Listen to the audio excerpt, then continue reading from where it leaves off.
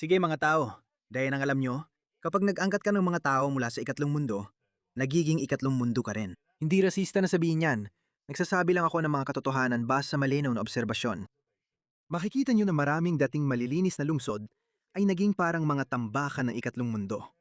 At bakit nga ba? Dahil kapag ang mga tao ay galing sa kanilang mga bansang ikatlong mundo, hindi nila iniiwan ang mga asal nilang pang-ikatlong mundo. Ito ay isang kilala at napagmasdang pangyayari. Yun na yun, wala nang ibang paliwanag. Hayaan niyong ipakita ko sa inyo ang ilang mga video. Sigurado akong nakita nyo na ang mga video na ito dati. Tingnan niyo ito. Tingnan niyo ito. At si Muhammad mismo ay nagulat sa dumi na itinatapon sa labas ng kanyang tindahan. Lumabas ako. Sinubukan kong ilipat ang mga bagay dito sa lugar na ito. Sa tingin ko, yun nga. Ang ibig ko sabihin, akin yan. At habang wala ako dito, panurin mo lang akong gawin ito.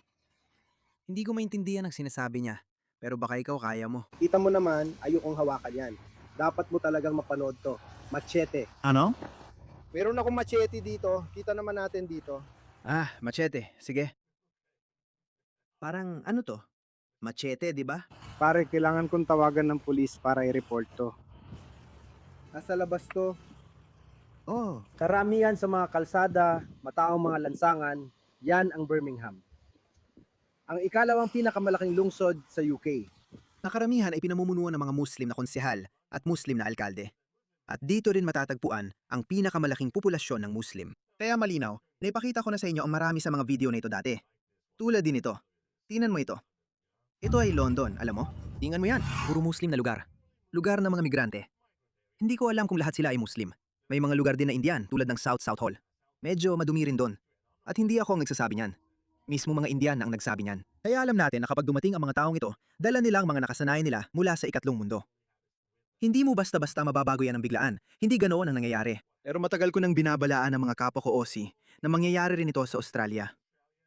Australia, unang-una, palagi ko nang sinasabi ito. Ang unang napansin ko paglapag ko sa Australia, sabi ko, wow, bakit ang linis ng lahat? Parang lahat ay nilabhan ng kamay. Kasi galing ako sa Pakistan, alam mo yon, alikabok, marumi, lahat marumi. Parang yung nakita mo lang, pero sa mas malaking saklaw. Buong syudad, ganon. Dadaan ka sa bakanting lote, ang makikita mo lang ay dagat ng mga plastic na bag kahit saan. Ganyan ang kultura doon, okay? Kung ano man yon. Akala ko dati dahil yun sa kakulangan ng maayos na pamahalaan. Kasi wala silang landfill, wala silang maayos na sistema ng pagtatapon ng basura. Kaya ganyan. Pero hindi, napansin ko dito, pagdating ng mga taong yan dito, ginagawa rin nila yung parehong bagay. Actually, ipapakita ko sa inyo ang video na ito. Ilang beses ko na itong ipinakita dati. Ito ang perpektong halimbawa kung bakit ganito ang mga taong ito. Tingnan mo tong lalaking ito. Makikita mo siya. Tingnan mo kung gaano kadumi. Oh, yung lalaking yan sa tindahan. Sa East London ito, by the way. Tingnan mo siya, itinatapon niya. Sige, magtapon din ako ng kung ano, bahala na. Tapos, panurin mo to. Tingnan mo to, Phil. Tapos itong lalaking to, papalapit siya sa camera. Tingnan mo tong lalaking to. Itong lalaking to, tingnan mo. May hawak siyang balot sa kamay niya at tahimik lang niyang inihulog yon. Ayan na, wala siyang pakialam sa mundo. Kahit ano pa yung kinakain niya. At tingnan mo tong isa pang lalaki sa likod niya. Siguro napansin niya, parang, ayos lang yan. Wala namang pake. Ito na yon. Ganito ang kultura nila. Hindi man lang siya naghintay na ilagay sa bulsa o hawakan muna hanggang makakita ng basurahan. Kasi may mga basurahan naman daw kada 50 metro o mga ganoon. Kaya hindi dahil sa kakulangan ng maayos na pamahalaan. Isa itong kultura, gawin na nila ito. Ganito talaga sila umasta. Tingnan mo to, tingnan mo ang nangyayari sa Australia. Sinabihan ko na kayo na mangyayari ito. Patuloy pa rin itong mangyayari. Hindi ito titigil. Tingnan mo ang lalaking migranteng ito. Oo, at tanga rin sila, sa totoo lang. Kadalasan, nakakalusot sila kasi hindi gumagana ang mga bagay na ito. Oo, pinagbumulta ang mga tao. Naalala ko na nakakakita ako ng mga karatula na nagsasabing ang fly tipping o iligal na pagtatapon ay may multang $6,000, okay? $6,000 na multa. Oo, ayoko niyan. Pero bakit mo pa gagawin yon? Alam mo, magbayad ka na lang ng $200 sa lokal na tapunan. At itapon mo na lang kung ano man ang meron ka, itapon mo doon. Pero hindi ganoon ang ginagawa nila. Lagi silang hahanap ng shortcut. Bakit? Nasa ugali na nila yan. Kultura na nila yan. Bakit pa magbabayad? May truck naman siya. Oo, tingnan mo to.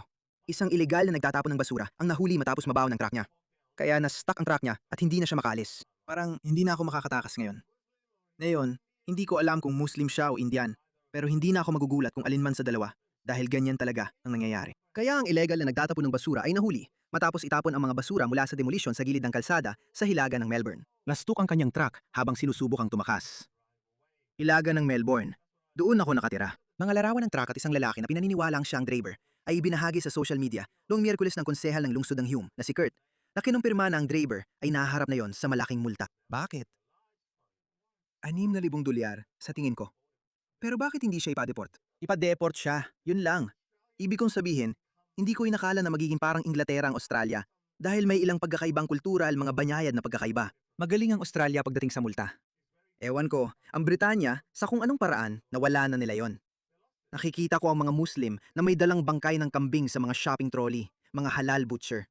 Mangyayari rin yan dito. Sa tingin ko, hindi na maiiwasan yan. Dahil kapag dumami na sila, imposible na. Hindi na gumagana ang pananakot ng pagbibigay ng multa. Gumagana lang yon sa isang lipo ng mataas ang tiwala. Sige, tapos pwede mong sabihin, sige, bawat taon may 10,000 multa sa buong bansa na may 27 milyong tao. Sige, pupuntahan mo sila, magpapadala ka ng sheriff at kukolektahin ang mga hindi nabayarang multa. Gumagana yon. Pero kapag libo-libo na ang gumagawa niyan, hindi na uubra. Babagsak ang sistema. Wala ka talagang sapat na resources para ipatupad ang mga patakarang yan. Kaya bakit tayo pumapayag sa kompromiso? Ito ang dahilan kung bakit sinasabi kong huwag tayong magkompromiso kahit sa isang pagpapahalaga. Pero sinasabi nila sa atin, kailangan mong manahimik. Kailangan nating baguhin ang malayang pananalita dahil nakakasira raw ito ng pagkakaisa ng lipunan. Bla bla. Kung hindi mo kayang mapanatili ang pagkakaisa ng lipunan dahil lang sa mga salita, baka may mali na talaga sa lipunan mo.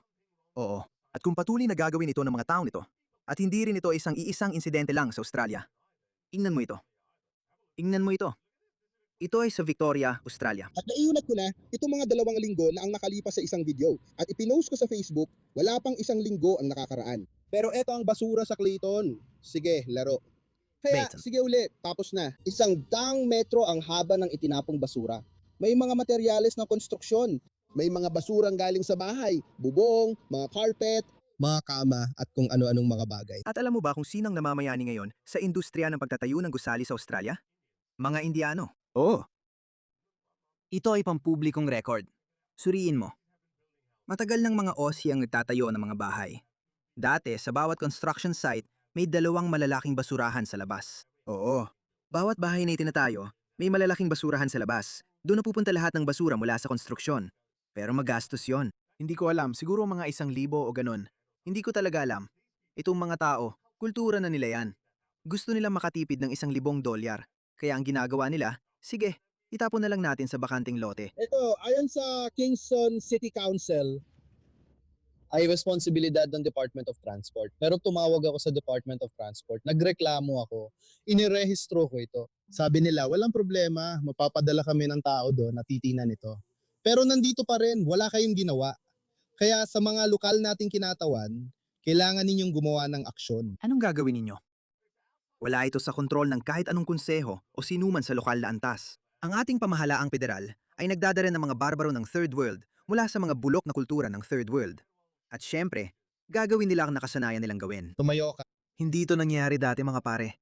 Hindi talaga ito nangyayari dati. At patuloy pa rin nilang ginagawa ito.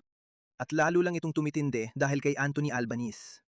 At tingnan nyo, bakit sila magbabago? Bakit magbabago ang mga taong ito kung may mga traidor na nagsasabi sa kanila na hindi nyo kailangang magbago? Tingnan nyo ito. Tingnan nyo ang gago na to. Sa imigrasyon, kapag dumating ang mga tao sa Australia, gusto nilang maging bahagi ng Australia.